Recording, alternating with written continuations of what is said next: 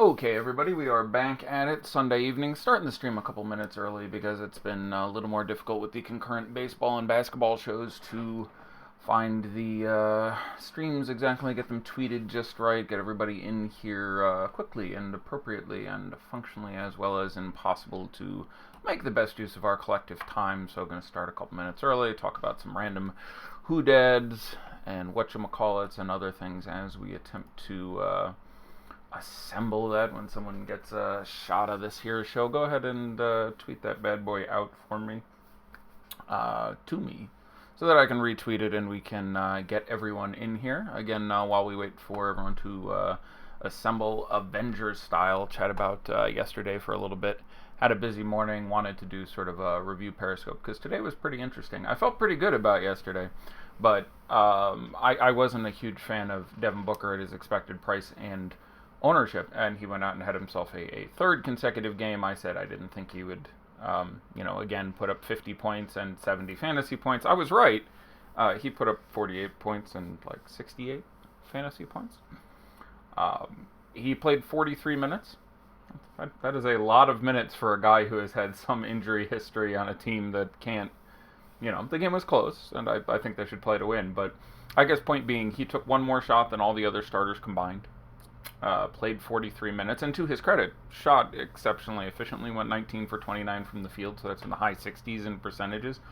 Great game out of him, certainly justified that price. So I don't feel much differently about it than I did yesterday, but if we're going to continue looking at him getting 40 whatever Beal-esque minutes, with obviously a team that's going to allow him to take a pile of shots, which he should, and if he can show that kind of efficiency, that's pretty great. Just, keep in mind that this will hit a wall at some point in the near future. But was really aggressive. Didn't settle for a lot of threes. Took 6 threes and 23 twos. It does say something about how bad the Grizzlies' defense is at this point, which is something we will get to again today, discussing their matchup with the Clippers. But so we had that. Enes Kanter was gratifying, opened the show talking about him, just the rates and the kind of player he is, and the sort of falsely determined to be bad matchup with Andre Drummond kind of ensured that he would have low ownership, and I thought there was still an upside there. Spoiler, there was an upside there. He got there, so that was nice to see, to zig when they zag. Miami took care of New York, but that game stayed close enough. We got some value there. Same general theory. Dragic had been massive, so I said play either Wade, who outscored Dragic but wasn't great, or Waiters, who put up a monster. And again, those sort of practices and habits I think are going to continue to be money makers for you as time goes on. Same thing I said, in a single GPP lineup, I would play Lowry over Van Vliet for the expected ownership. Lowry did manage to outscore Van Vliet by a few. The best play was probably to play both of them. But there were a couple spaces I saw that take down some money for some people, and overall pretty good. But again, the if you wanted to pick up that win, you needed the 70 out of Booker, and I wasn't a fan of his, so that sort of undermined everything else that we were attempting to do there. Let's load up the Slack chat and see if I can figure out why I'm not seeing anyone tweeting it at me or anything else. Why I feel like I'm out here all by myself. Maybe I did that. Nobody's watching. It's possible.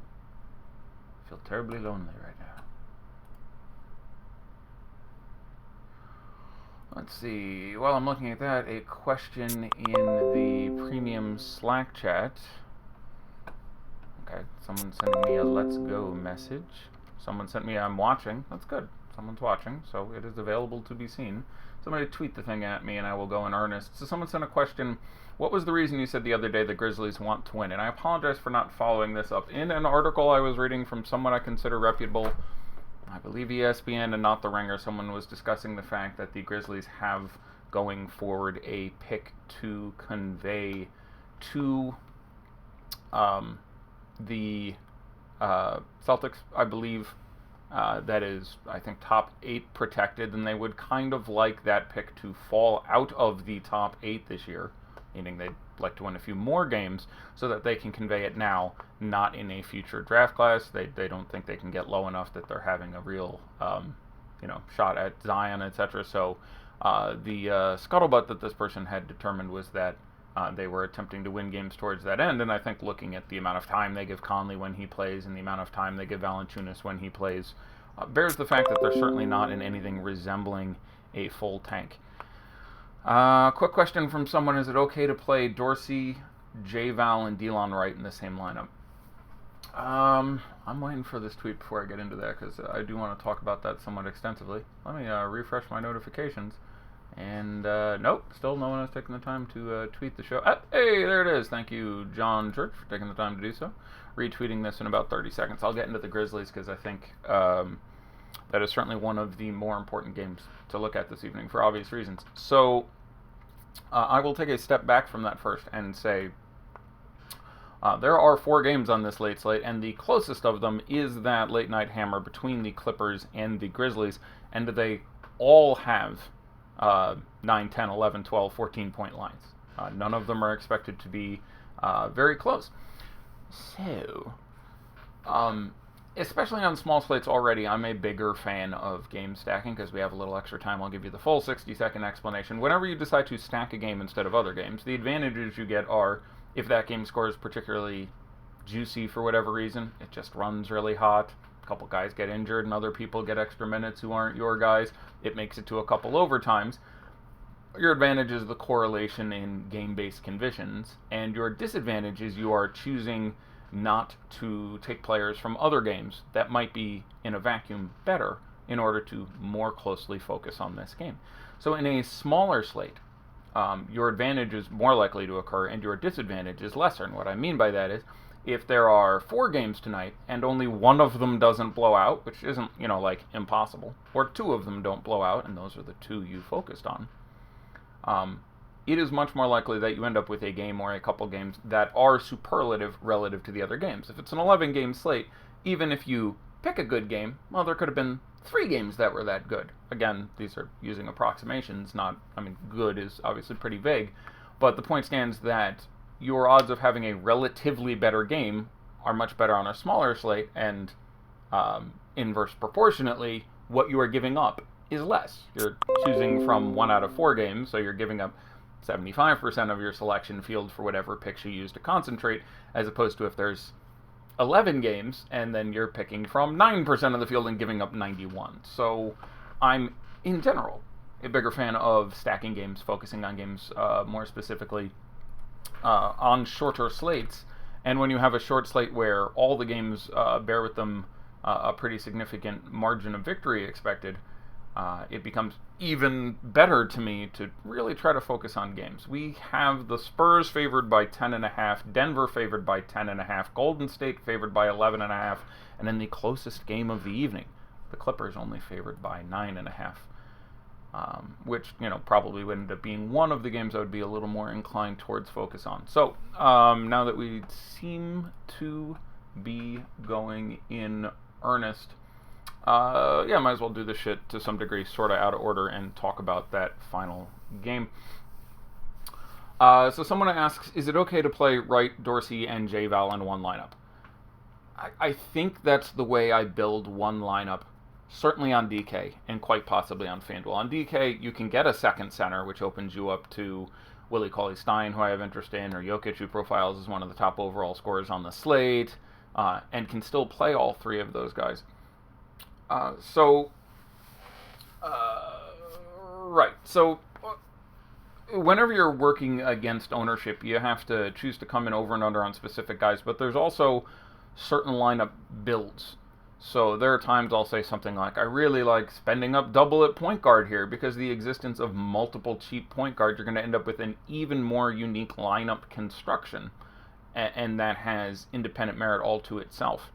So some number of people, despite the fact that Wright and Dorsey and Valanciunas all profile as good plays, a significant number of people are going to go, gee, I don't know if I want all 3, like you just did. It's a very normal reaction. We try not to super stack teams because there's only so many points to be scored, as opposed to baseball, where almost all positive correlation between members of the same team massively overwhelms any negative correlation. There is a significant point of diminishing returns. on a basketball team.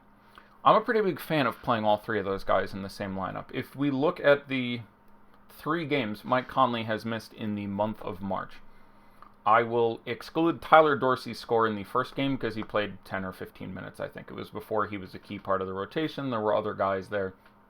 If we look at the other 8 scores, so the 3 games from Delon Wright in the absence of Mike Conley, the 3 games from Jonas Valanciunas in March in the absence of Mike Conley, and the 2 what I'm going to consider relevant games from Tyler Dorsey, in all 8 of those scores, the fewest fantasy points scored by any player anytime was 36 once by Delon Wright. These guys have consistently been good, and there's, a 60 from J-Val, a 50 from Dorsey, a 50 from Wright, a multiple 40, they've all been really, really good in those conditions. Throwing on top of that, this is, albeit humorously, the closest game expected of the evening. The fact that they do still start next to a couple guys who can be offensively absent in Bruno Caboclo and Justin Holiday. I think in my one lineup, certainly on DK and quite possibly on FanDuel, I would intentionally stack all of those guys. It's the game I like the most. It's a very strong matchup. Speaking about J-Val centers versus the Clippers is obviously a strong spot we like to take advantage of. And just those other 2 guys do the heavy lifting. We've now seen multiple times. They've had decent games with Conley in there, and with Conley not present, so hopefully that was a very good discussion there, I think. But yeah, I think honestly at this point, all those guys are going to be owned. I haven't looked at ownership yet. There's no super compelling value outside of that. I will almost guarantee you, looking at DraftKings ownership, those 3 players will be the highest 3 owned players. And I think they should be. And so rather than try and get the right 2 based on their continued success collectively, I probably am going to try to play all 3 of them and someone on the Clippers and then rotate around the rest. Okay, here is the ownership. Shock and horror, top 3 owned players. Tyler Dorsey, 65% at $4,500. Jonas Valanciunas, 59% at $7,900. Delon Wright, 53% at $5,500. So they are easily the highest 3 owned players. So I am fine. I would honestly be most inclined to play 0 or 3 of them, or just Dorsey.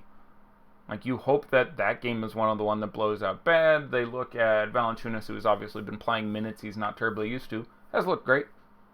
But you think that is one of the games that blow out, and you just take Dorsey because, well, that's priced really well, and you think, okay, hopefully they get absolutely whooped by the Clippers in LA, and so I'm gonna leave the other 2 off. So I play 0 or just Dorsey, or all the hell the 3 of them, probably.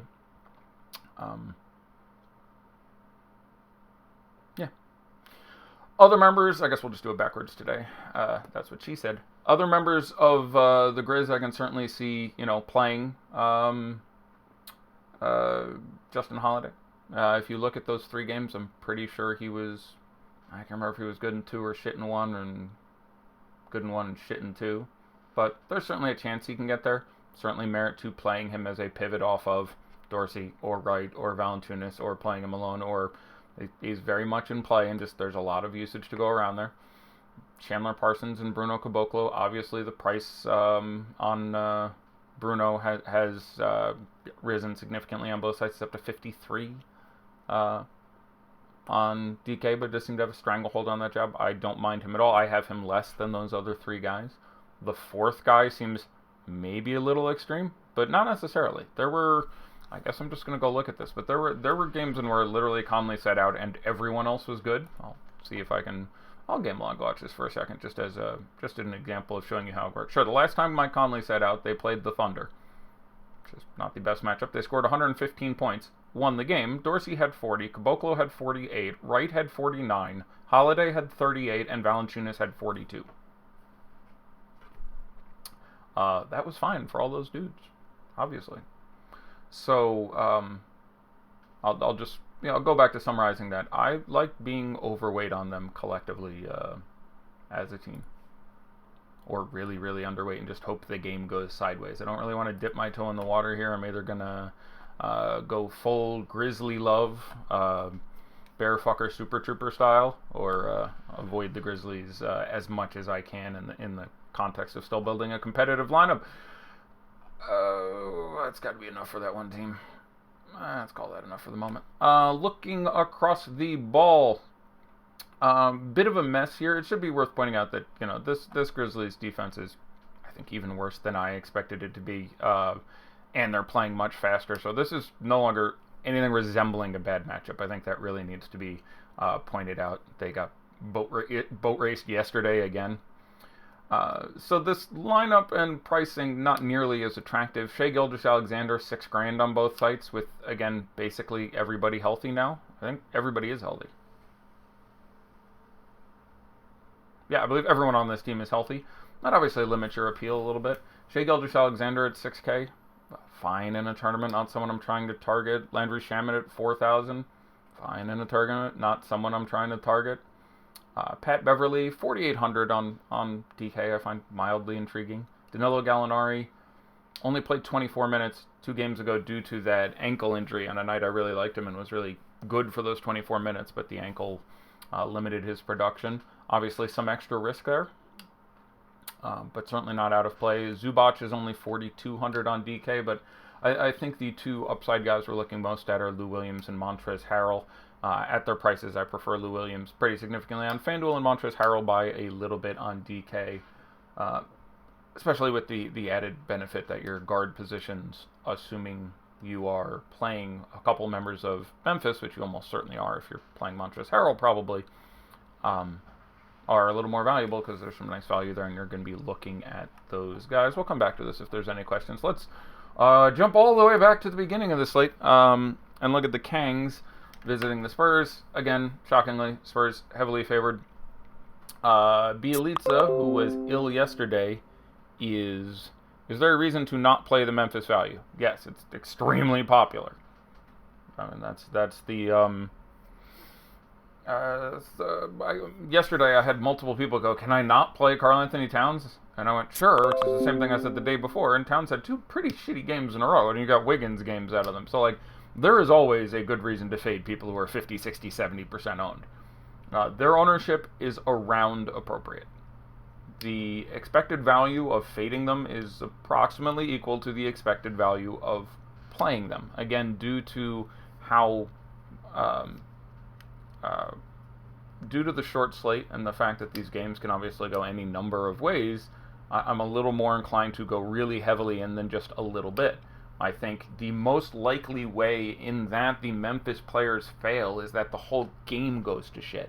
So I want to be on them or off them. I find it less likely that I just want a toe in the water because I think it's a little more likely it goes hard one way or hard the other way than like Delon Wright was good, but J. Val and Dorsey just didn't get there. Could that happen? Sure. And there's nothing wrong with any lineup construction that has any one of those 3 guys or one of them and one of the other lesser knowns that I spoke of a minute ago. But, yeah, that's where I come down on it. So, yesterday, Bielitsa out due to illness, and the game before missed some time. Not on the injury report at all today. Today, Marvin Bagley out for illness.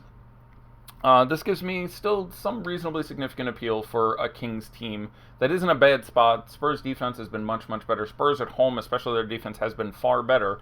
But they have those 7 guys who are basically chopping up 210 minutes each game, and when they go down to 6 guys, they basically chop up 200 minutes each game. The absence of Bagley makes me like Willie Cauley-Stein a fair amount. The DK price at $5,800 is enough that I think there's an upside there.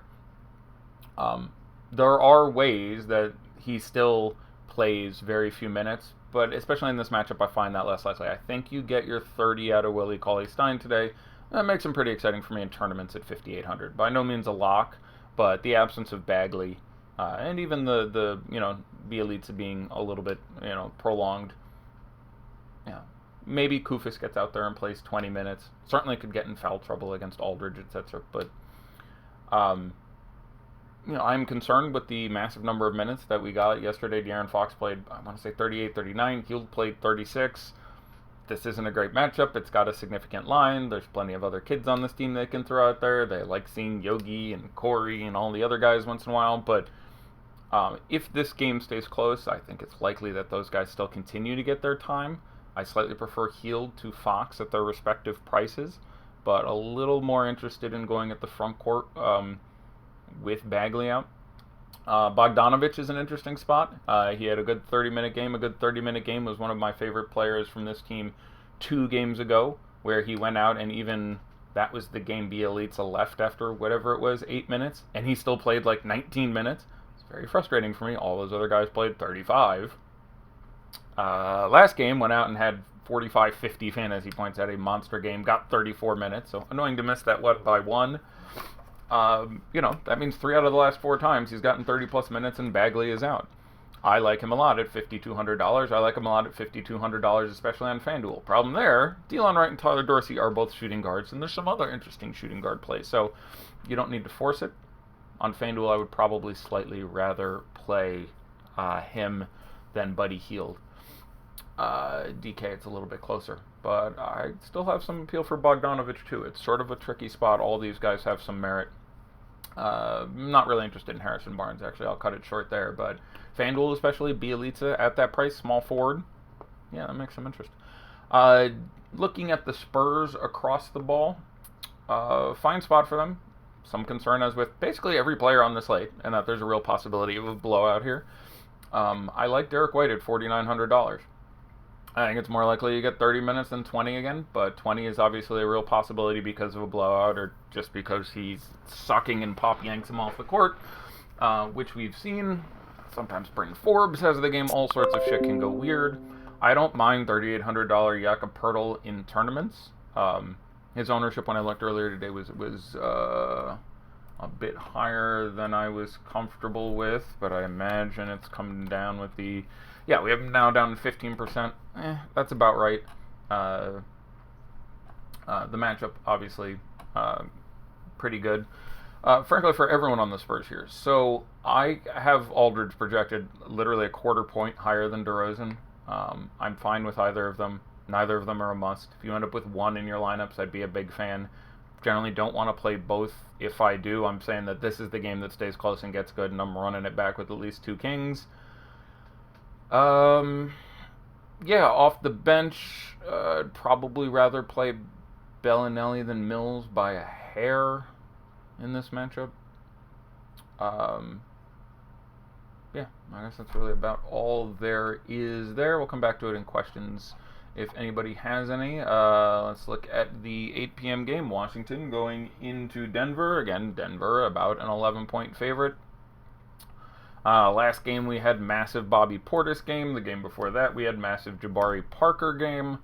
I think it's slightly more likely you get massive Jabari Parker game here than massive Bobby Portis game. I'm totally fine playing either of those guys.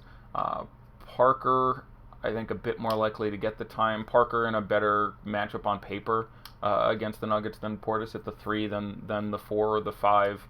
If I'm playing one of those guys, and Portis will have the ownership because, again, he did it last game, and people like to look at just the last game, so I would rather play Jabari Parker than Bobby Portis by a little bit today. 4-game slate, obviously nothing wrong with playing Bobby Portis, even in difficult matchups. We've seen he can go absolutely apeshit nuts. Beal down to 8,700 on DraftKings. That's getting towards being an appealing price. I have him at 34 minutes. Could see a couple more. Could see a few less. Game could blow out horribly. Gary Harris will sit on him a little bit. It's not a particularly great matchup, but he can do his Devin Booker and just be the guy on this team most inclined towards minutes. Satoransky, I like quite a bit on FanDuel, where that price is much more appealing. Is one of my favorite 3 or 4 point guards there. I'm fine with some exposure to Sato. At his increased price, I don't think you need Detroit Brown, especially if you're thinking of Jabari Parker. Thomas Bryant's price isn't that appealing for me in what's a pretty tough matchup, so not a ton to like out of a Wizards team going against a pretty good defensive team at home in elevation in Denver. Well, Wizards not at home. Denver's at home, but they're traveling to go there. Jordan McRae off the bench. Reasonable concern. Again, Jordan McRae, I like playing as sort of your value next to Monty Morris. If you think this is the game that blows out, you don't have to play any Nuggets. You don't have to play any Wizards. Play those 2 guys who would be running the 2 squads in the fourth quarter and have a real chance of, picking up 25 or 30 fantasy points because they will be in the rotation for the normal rotation, and in the event of a blowout, they'll play hypothetically the whole fourth quarter and look good. Looking over at the Nuggets, especially on DK, all these guys are in play. It's a fine matchup, especially if the game stays close. I have Millsap, Murray, and Jokic all very close for me. Jokic, I think, still my overall top projected scorer on the slate. Millsap priced extremely well in a matchup I really like, and Jamal Murray pretty good. It's going to waver a little bit site to site. DK, it is probably Millsap, Murray, Jokic. FanDuel, it is probably Millsap, Jokic, Murray. But all project as far as their value being fairly close. Those are the three guys I want to target the most. I have no issue with the exposure to either Harris or Barton. Getting small forward obviously can be a sticky position, so some merit extra to Barton there. Gary Harris priced super cheap, a little better on DK, but FanDuel AS guy can pick up a few steals. Their finest supplemental pieces. Again, I'm generally going to prefer similar players on that Memphis team for the extra usage. Slightly better game environment for me, slightly closer game. But if you are focusing more on this game than that one, then I like pivoting over to these guys. And again, Monty Morris as I think he could be out there hucking him up and running the second unit blowout special dude. Going on to the third game of the evening, which is the final game we're going to discuss, because we started with the first game of the evening. Charlotte visiting Golden State. Again, Golden State, 11.5 or so point favorite. It's been erroneously reported a couple places today that Nick Batum is rejoining the rotation. He's available to play today. He was available to play last game. He just didn't play, which is interesting. Maybe he plays today. I don't know, but he is out of play for me. He was there. He just got DMP CD'd. So knowing that, decent spot for Dwayne Bacon. Not a particularly good matchup for anyone, but arguably maybe the best for him. Probably plays 30 minutes again. Only $4,500 on DK. If this is the game you're focusing on, you play him instead of Gary Harris or Will Barton. Or as opposed to Tyler Dorsey or Delon Wright. So I think it's about as important as it'll ever be on a slate to try to correlate your guys. Maybe all four games stay close. It's not very likely. Marvin Williams just fine to play, 4,700, 4,300, just priced very well.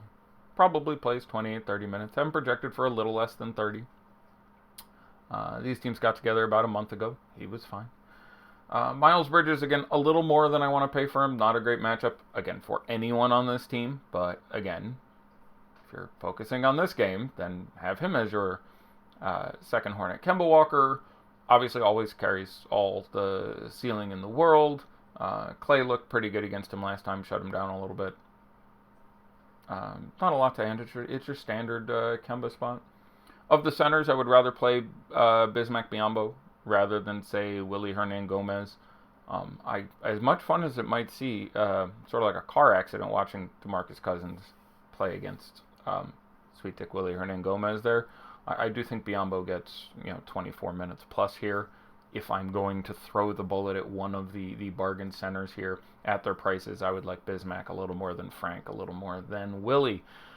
Looking at the dubs, nothing super stands out for me here. My favorite by a hair is probably Klay Thompson, just due to his price, how he projects. He just projects a little bit better point per dollar than the other guys on this team. But all of them, Cousins, Green, Durant, Thompson, Curry, project in a pretty tight strata for me this evening.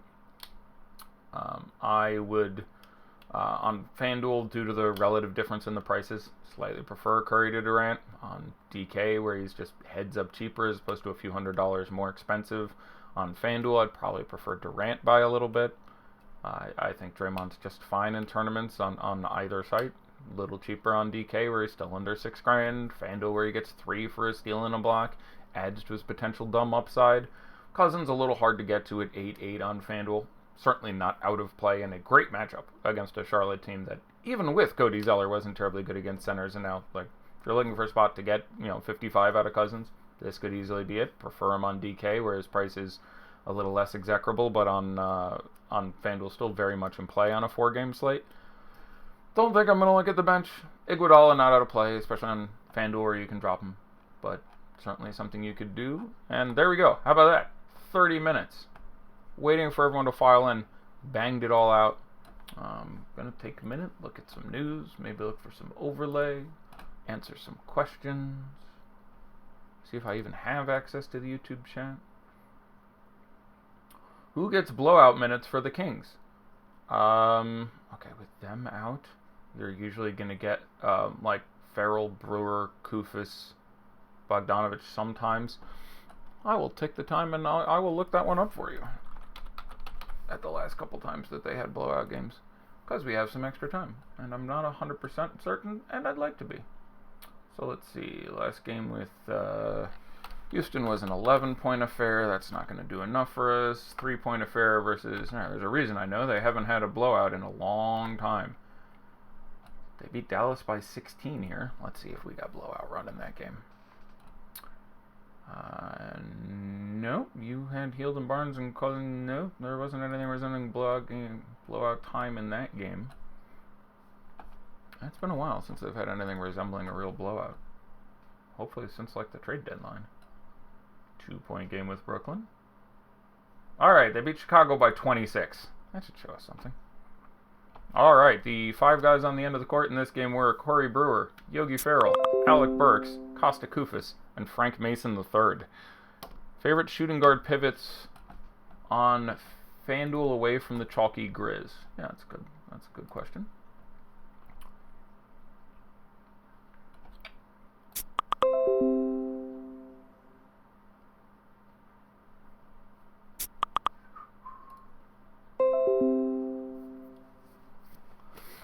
Well, we'll just talk about the shooting guards. 9,600 for Beal. It's certainly going to end up being in play on 4 slate. I would rather generally play $700 less for DeRozan in a nice pace up spot at home versus Sacramento than Beal on the road at altitude going into Denver for $700 more. But 4-game slate, you can play Bradley Beal, who can just be a damn monster. I would probably rather play Lou Williams at 7,600 than DeRozan at 8,900, so we're still getting a little better cheaper there. I would still stick with playing Lou over Buddy Hield by a little bit, due to a little bit the minutes from yesterday. But again, they're really focusing on those 7 guys in that rotation. The wheels may fall off that wagon at any time as we, as the year comes to an end and they maybe want to see a couple other guys. But I'd slightly still go with Lou over Buddy there. I'd slightly go with Clay over Buddy, assuming I don't have another Warrior. If I have one other Warrior, I'd probably slightly rather play Buddy. Bacon at 54 on FanDuel, I'm not thrilled with. Lamb at 54, I'm not thrilled with. Came back just like Batum in that last game, played 20 minutes as opposed to the 0 for Batum, but still a little scary. Justin Holiday is a pretty strong pivot just because you're getting the direct leverage, as opposed to playing, Dorsey for 600 less or Wright for $900 more. Justin Holiday is also a shooting guard there. That makes some sense. Monty Morris and Jordan McRae in play as blowout run guys if you're trying to stay away from that game, and around 4K each. Bellinelli in play. Shout out to Dusty Hannas for having a name like a older adult porn star. I think that's probably about all I'm willing to go to. But good question. Favorite shooting guard on DK, 4,400 and under. Cool. Let's take a look at that.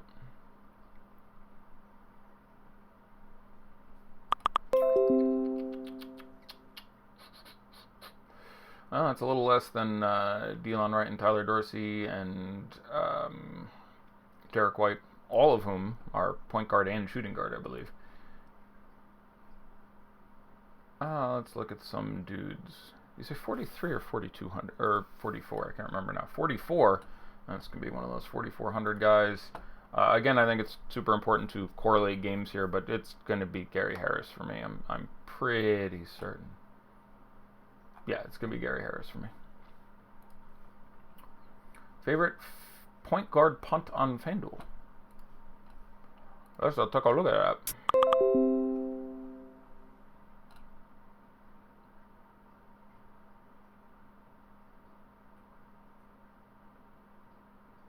I'd do Patty Mills over Bryn Forbes and save the extra $600. If you're building a FanDuel lineup, what 3 players do you start with? Probably Dorsey, Valanciunas, and Wright. Try to overstack it. Or have none of them, again, is my second inclination.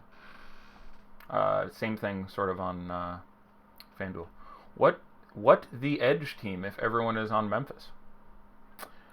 Uh, I don't have a good answer to that question. I'm not sure there is one.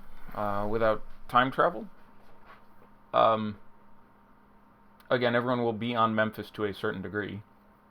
To gain an edge, either be over that and have them do very well, or under that and have them do very poorly. Or obviously some range of outcomes in the middle there. But your edges are more of them, less of them, or different of them.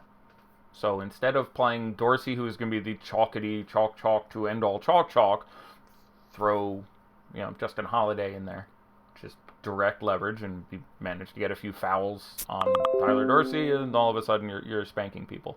But other than the full 10 minutes I threw at it at the beginning of the show, I don't have another strong take. I don't like inventing things for the sake of good television, and there's just so many different ways it can go. There is a ton of uncertainty here. With you look at the first game, you have Sacramento, who's playing on a back-to-back, going into San Antonio, which is a team that is very good defensively recently, and especially good defensively when they're at home.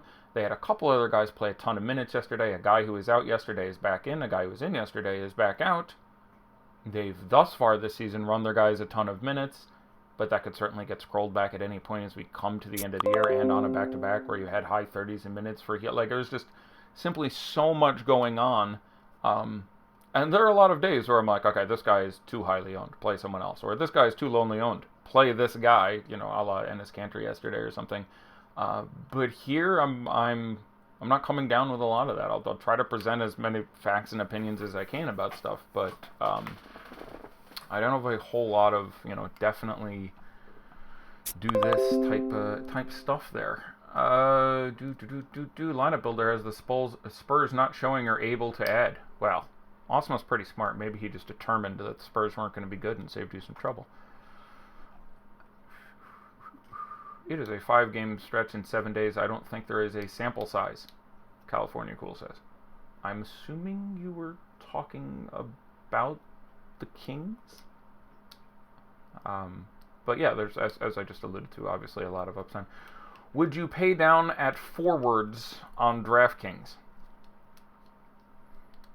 I am tending to build very, very balanced tonight on both sites with the couple lineups I've thrown out here, at which you're kind of forced to do because there just isn't anyone that expensive. You have like Durant, Jokic, and Curry, the only guys over 9K. Jokic, the only guy over 9.2.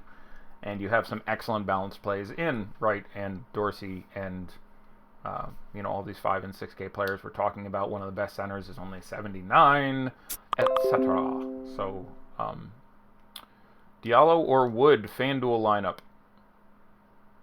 I believe that game has been being played for 40 minutes. Could be wrong, but I think that game started at 6. Satoransky and Millsap or Wright and Harrell on a DK GPP. I project Wright and Harrell for a little bit more. You will have much lower ownership on Satoransky and Millsap. Do as you will. I have no strong preference between those two options. J-Val and Steph or Cousins and Jokic DK GPPs. I would probably play Cousins and Jokic. I think those plays are both very strong, have a high upside. You will get away from super chalky J-Val, who, again, I like incredibly as a basketball player. We had an interesting colloquy with a gentleman on Twitter last night who was claiming originally that J-Val was the 4th best center in the NBA as far as playing basketball, not fantasy. And then eventually bumped it up to the 2nd best by the end of our argument, which I rejected out of hand, and I do believe to be incorrect. I have him, closer to 15th than I do for 4th. But what was interesting is I did try to go back and justify my rationale and look at it, and I do think everyone, myself included, ends up being really susceptible to a lot of groupthink.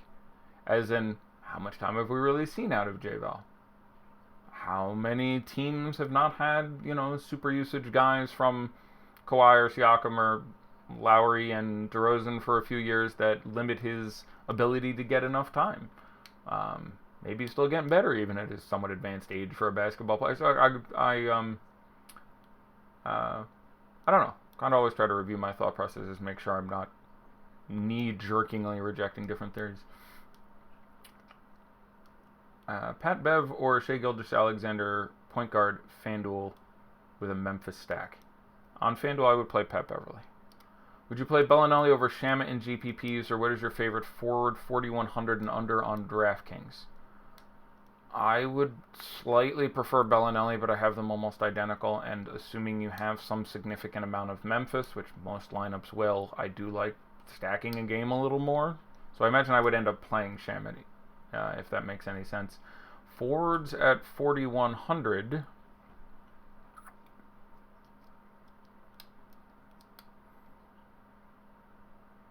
Yeah, I mean, those are the guys you're going to immediately look at. You could tell me that you wanted to play Chandler Parsons, who I do think gets back towards, 24, 25 minutes.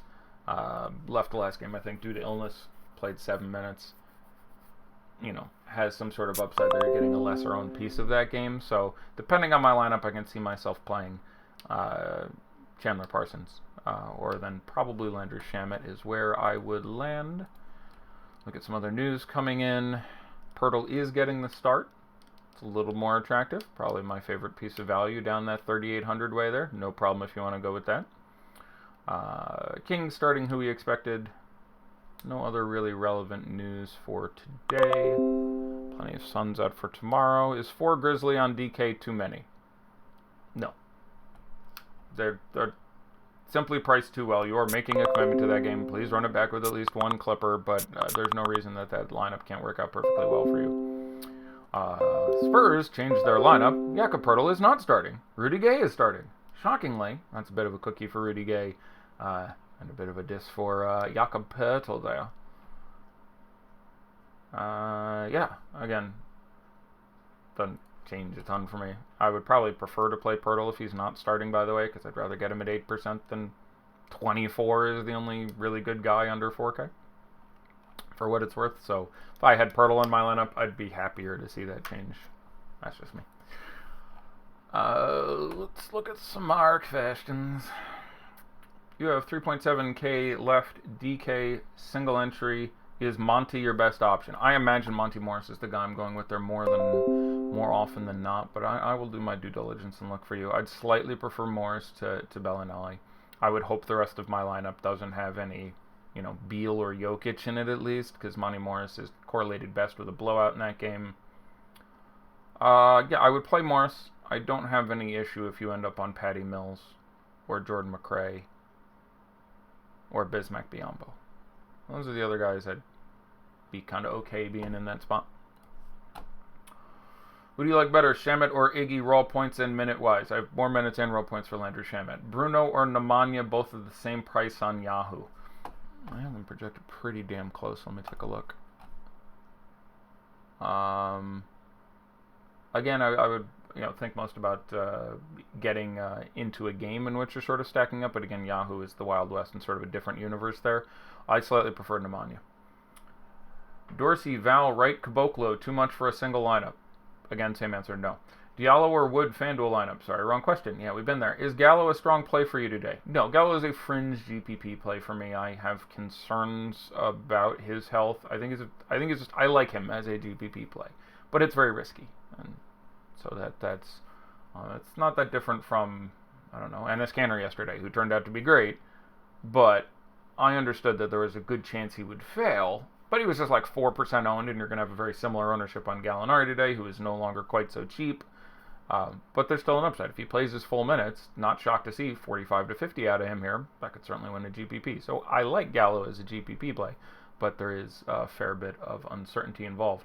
Aldridge or DDR on DK for a GPP? I slightly prefer Aldridge by as slightly can mean. Sato and Mills on FanDuel, bad idea or a good idea? I'm fine with those two guys in a lineup. I'm fairly ambivalent. They're on the list of point guards, especially on FanDuel, where the drop on Mills. I have no issue with that stack. It's more of a vote against. I don't think Curry gets there. I don't think Murray gets there, etc., etc. But tinkering with lineups today, at some point I had both Sato and Mills in there. So you're fine. SGA, Sato, or Derek White on a FanDuel GPP? Barely Satoransky for me. Right now I'd have Satoransky, then White, then SGA, but fairly close. Gay starting. We've got through that. Curry and B. Jelly or Murray and Gallo on a FanDuel GPP. I would generally prefer to play Curry and B. Jelly.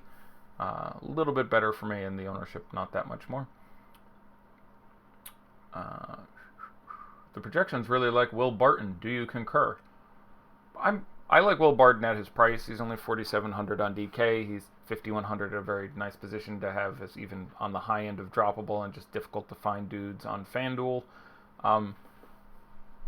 I wouldn't say I'm high on him, but I think it was a good to strong play on a 1 to 10 scale, 10 being my favorite play of the slate. I think he's going to score 50 at 1% owned and 1 being dog shit. He's a 6. I think he's a better than average play. I like having some exposure to Denver. They're one of the teams I definitely want to get a piece of. And he's one of the cheaper ways to get there with a lot of upside. So I'm hesitantly liking Will Barton quite a bit.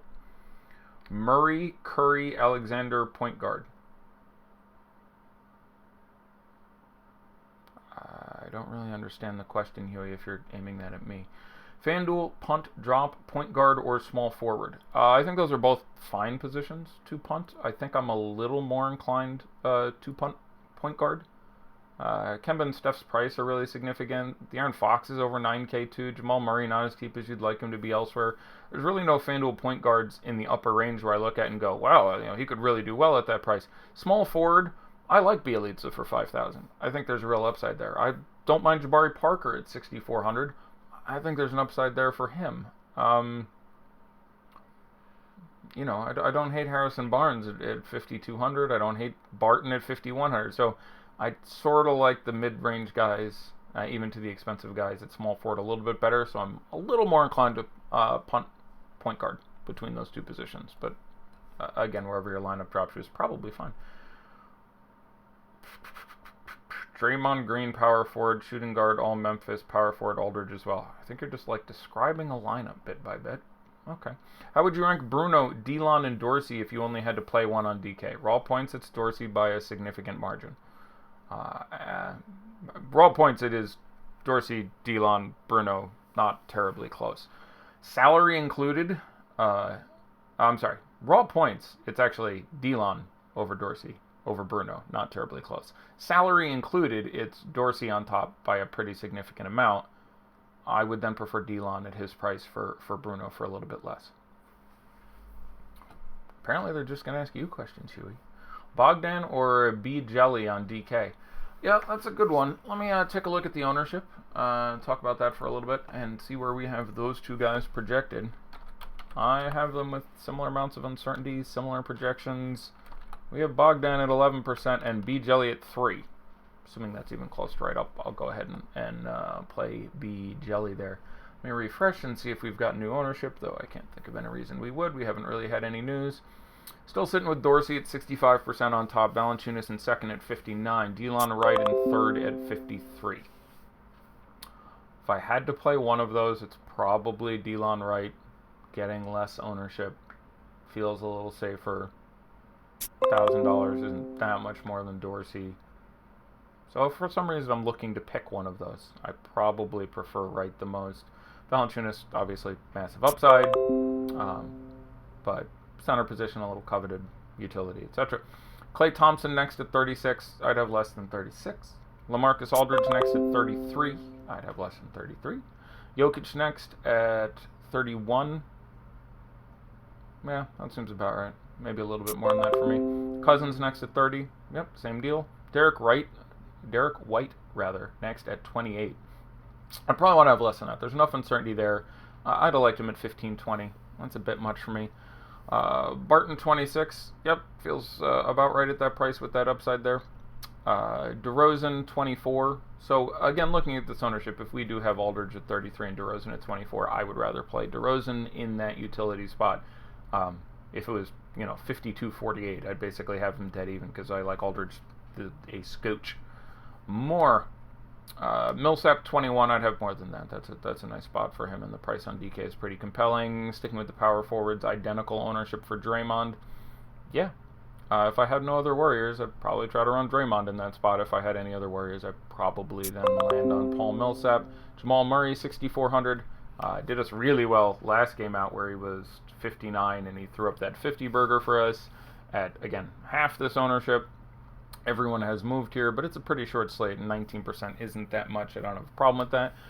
Rudy Gay at 19, I would have a little less than that. I obviously do worry about the minutes, and especially in a blowout, he just isn't going to get it. Not bad at 5,600. Can certainly throw up the 40 burger in this spot, but I would come in less than 19%. 17% Durant. Yeah. Again, he's exactly as owned as Curry right now. I would slightly prefer Durant in that case. Dwayne Bacon, 45. Sure. Again, some uncertainty. Potential blowout. Bad matchup. Maybe Batum plays again. But on paper, just too cheap. Harrell at 17, I'd have a little bit more. Just trying to get good Clippers guys. I do think there's a big upside there for him. Pirtle at 16.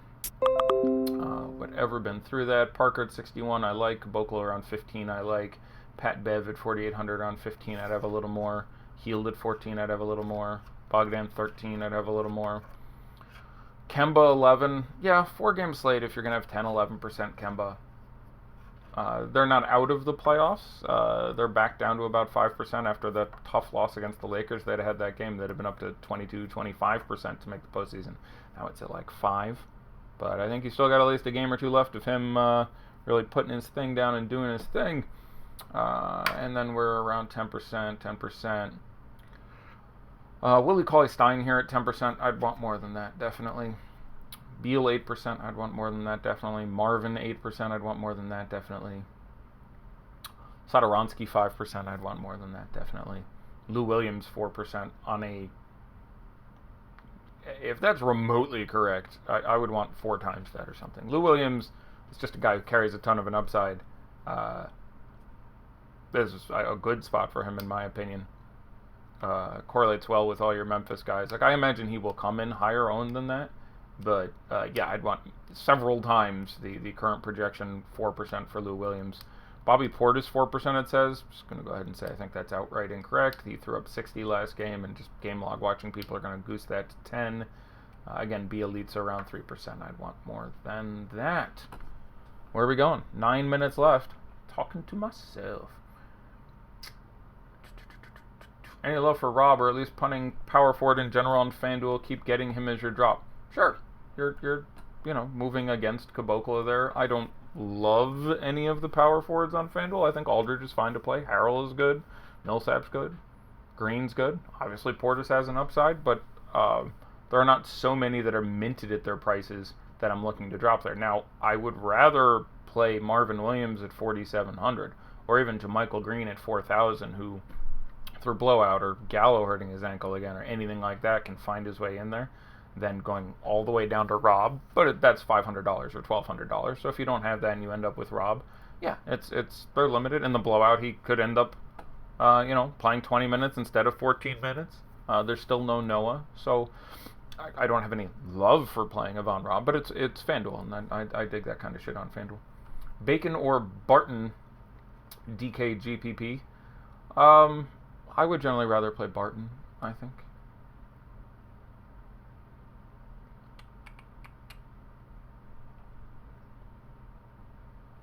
Alright, did that. We did some ownership. Let's look at some overlay. See if we got anything that looks like it is going to overlay. I thought they've been a little more conservative after the whooping they took for a couple days there. 8 minutes to lock. I like having a little extra time to talk about the game theory and the thingamabobs. Some of the reload tournaments on DK. There's a less than half-filled $1,500 4-point play, apparently. That could get there for you. Yeah. None of their satellites super juicy. Sometimes they have satellites fill, 30, 40%. That's pretty nice. Let us take a look on FanDuel. Is that not logged in? Okay. Let's take a look.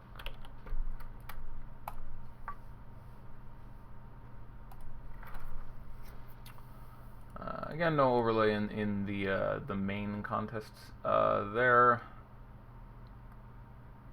Again, they have a reload. There's a $3,000 shot at $9.99 to enter that is less than half filled with about 7 minutes to go.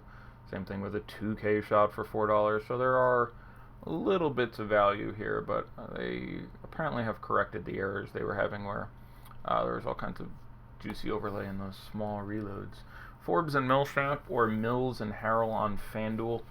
That's really close for me. Probably would end up on Mills and Harrell a little bit more. I have Forbes and Millsap projected a little bit higher, and the ownership pretty similar, but I kind of want to get Montrez in there. So I imagine Mills and Harrell more frequently. This is funny, single entry $5 double up. Bernie Sanders sharing a picture here. JaVale Caldwell Pope, Rondo. Yeah, this Lakers team is obviously going to be really interesting. Weird day. The Bucks sat their entire goddamn team, basically. It's been a... and then they had the Hawks, so they managed to still put up a $140 or whatever. It was pretty exciting. I kind of like Jokic, better ownership play in GPP, but I'm probably wrong. I'm not sure what the question is. Let me go back. Jokic versus Valanciunas, and you're listening.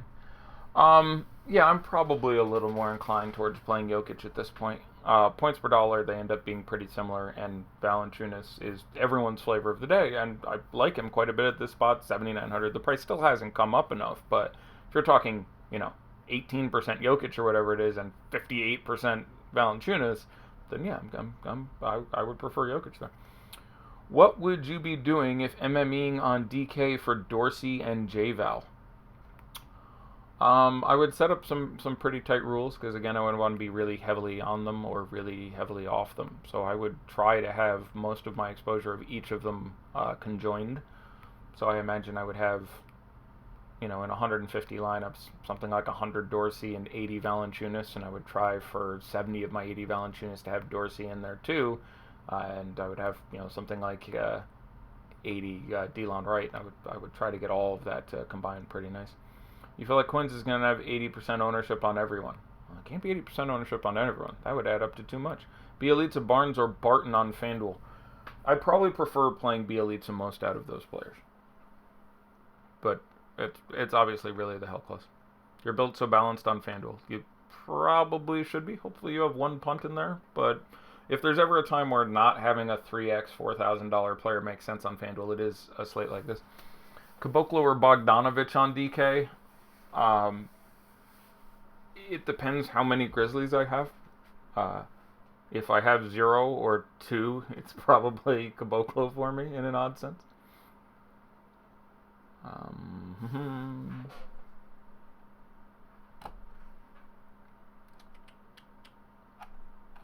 Alright, we're coming down to it. 4 minutes.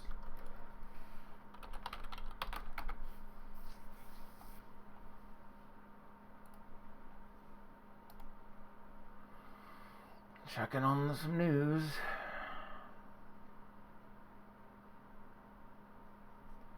Yeah. I don't think I actually have access to the YouTube chat through Restream anymore because of the fact it gets tied into our baseball and we can't concurrently conglomerate the chat like that twice, I think. But yeah, I don't have it, or I would get to what assuredly are some number of questions. If you want to tweet questions at me, certainly read a tweet or two in the 3 minutes we have remaining. No Warriors players will be rested. That is that's relevant to me. It would not have shocked me, and obviously a nice matchup for them to do that.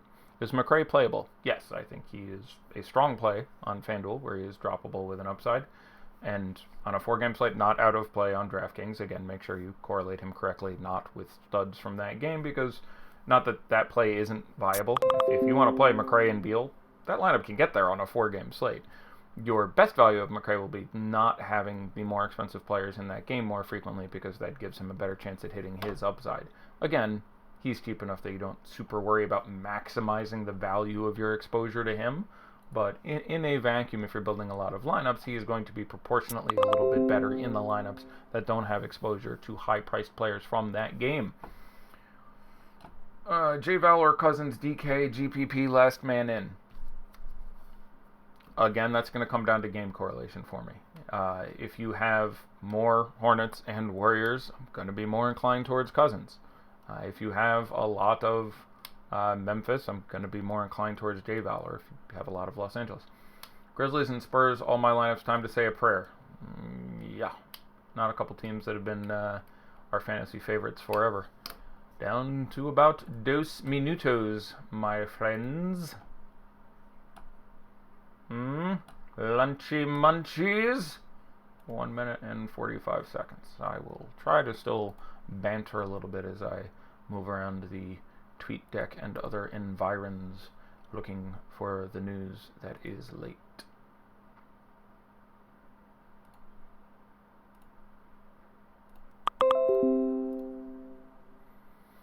Nothing. J. Val and Draymond or Joker and somebody. I would have J. Val and Draymond a little bit more. Again, I apologize for giving such convoluted answers, but attempting to be more instructive than simply answer A or B questions. Correlation would be the most important concern for me in making a decision like that one. So, yeah, it's really going to depend what other guys you have from what games would be the most instructive thing for me on selecting any or all of those dudes. Not seeing a ton.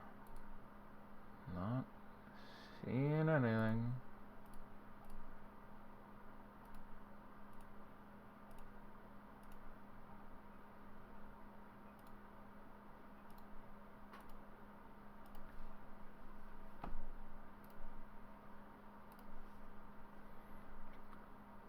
Ooh, Rashawn Holmes expected to play tomorrow. Big news. About the only person expected to play for the Suns tomorrow.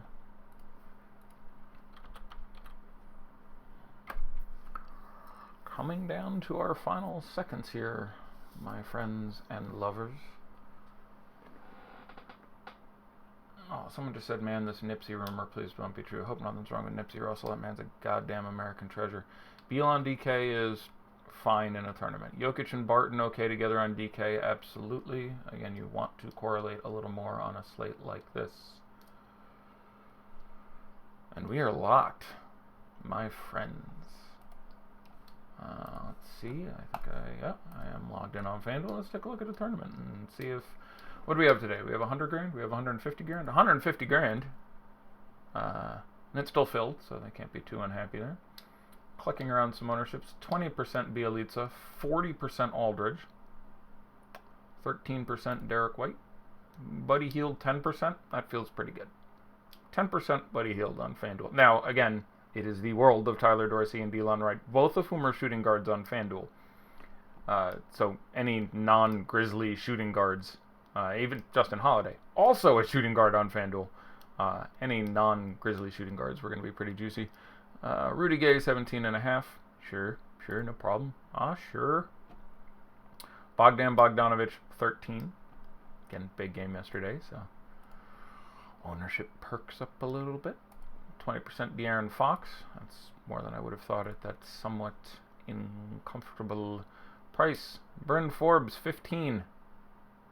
I'm good at 4,200 for 15 for Bryn Forbes.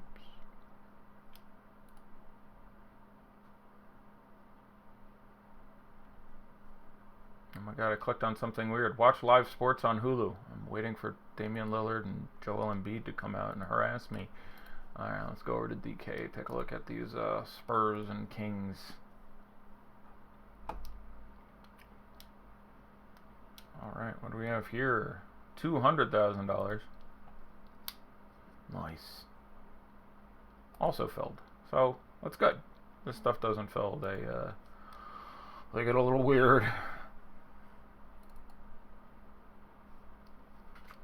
Alright, loading up some DK ownership. Numero uno, LaMarcus Aldridge, 35%. Yeah, I'm not into that. No thanks. He's fine. I like Aldridge just plenty today. I'm projected for a touch more than 40. That feels pretty good for 8,000, but 35%. Anyone on this slate probably wasn't going to be right if you don't play in a barbecue city. Bogdan Bogdanovic, 21%. Again, big game. DeMar DeRozan, 20.5%. Obviously, I will prefer DeRozan for 15% less than LaMarcus Aldridge. Rudy Gay, 20%. Nope. Derek White, 18. That's a nice number on Derek White. That feels pretty good. Derek White less than Rudy Gay feels curious. Bielitsa, 14. Feels fine. Fox, 14. Feels fine. Hield, 9%. Again, I'm a big fan of 9% Hield. Same thing both sides. Bryn Forbes, 7.5. Willie Cauley-Stein, 7.4%. He should be around 20 for his equitable price point in this situation. And Marco Ibellinelli, 5.6%. That's just fine. Harrison Barnes, 5.3%. If you're going to play him, that feels pretty good. 4% Jakob Poeltl. I like him at 4%. I like him quite a lot at 4%, to be honest. $3,800 Jakob Poeltl in a great matchup for centers. Yeah, I'm a fan with that. Get some blowout run. Patty Mills, 2.2. Okay. Davis Bertans, 1.5. Sure. Costa Kufas, 0.65. Marvin Bagley, 0.35%. Stop looking at your baseball lineups. You played yourself. I think I saw a couple questions go through. I shall indulge you before heading on my way and consuming my barbecue. Went with the above photo instead of J-Val and Green, Fast Eddie Fear. Would you say I made the correct choice? Or should I have stuck with my first built line, having Lou and Harrell? But the picture above has Lou and Harrell in it. See, I put you in a prime spot. I'm just talking about you, and this doesn't make sense. Went with the above photo instead of J-Val and Green. Okay, so you went with Jokic. Okay, I'm figuring you out now. You went with Jokic and...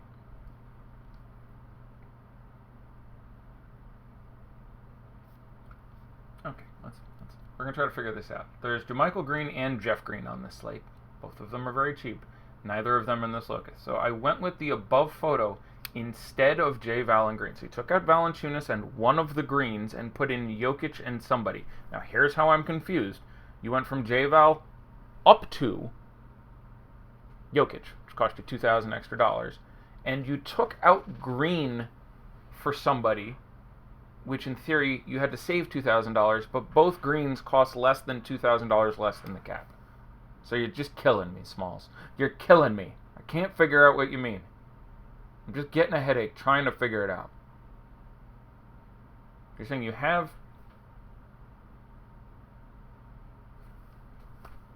You're just goddamn killing me.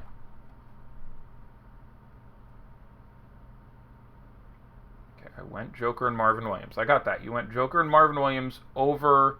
In theory, you're telling me Valanciunas and JaMychal Green, and that doesn't add up. Because both the guys you switched to cost more. You went from Valanciunas to Jokic, that's $2,000. You went from JaMychal Green to Marvin Williams, that's like $700 more. I don't understand. He means Draymond and I'm an idiot. Thank you. Okay. Sorry, I lost it on the third green today. Danny isn't playing. I forgot about Draymond. I got stuck on Jeff and JaMychal. Now I've got it figured out. Thanks for clearing that up for me. Let me go back to your question now. My mistake. You're all good. My mistake. I mean, again, when you have a green, please, a first name, an initial, a team designation. Okay, so you went from Valanciunas and Draymond to Jokic and Marvin. Do I like that when you already have Sweet Lou and Harrell?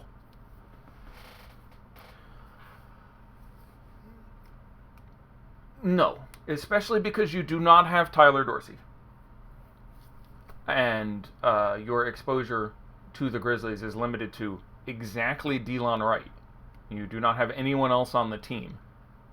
And you have spent a pile of money on Harrell and Lou Williams for Memphis. In general, I think your better lineup construction would have been to stay with Jonas Valanciunas and Draymond Green rather than switching to Jokic and Marvin.